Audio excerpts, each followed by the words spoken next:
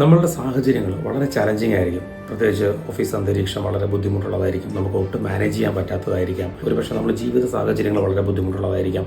നമുക്കതിനെ നേരിടാൻ നമ്മൾ വല്ലാതെ സ്ട്രഗിൾ ചെയ്യുന്നുണ്ടായിരിക്കാം. ഒന്ന് ഇറങ്ങി ഓടിയാലോ എന്നൊക്കെ ചിലപ്പോൾ തോന്നിയെന്ന് വരാം. അത് തികച്ചും നമ്മളുടെ മാനുഷികമായ ചിന്തയാണ് കേട്ടോ. ഇങ്ങനെയുള്ള സാഹചര്യത്തെ നമുക്ക് നേരിടാനുള്ള സ്ട്രെങ്ത് കിട്ടും. എവിടെ നിന്നറിയാവോ? തിരുവചനം നമ്മളെ പഠിപ്പിക്കുന്ന ഒരു ഭാഗമുണ്ട്.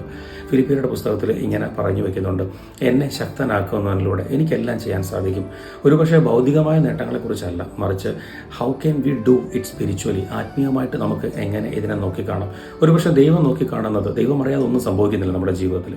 അപ്പോൾ ദൈവം അറിഞ്ഞു തന്നെയാണ് നമ്മുടെ ഈ ആ സാഹചര്യത്തിൽ ദൈവത്തിൻ്റെ കൃപയാൽ നമുക്ക് എങ്ങനെ ആ സാഹചര്യത്തെ നേരിടാം. ഈ വചനം നമ്മളെ ഉറപ്പെടുത്തുന്നുണ്ട്, എന്നെ ശക്തനാക്കുന്നതിലൂടെ എനിക്കെല്ലാം ചെയ്യാൻ സാധിക്കും.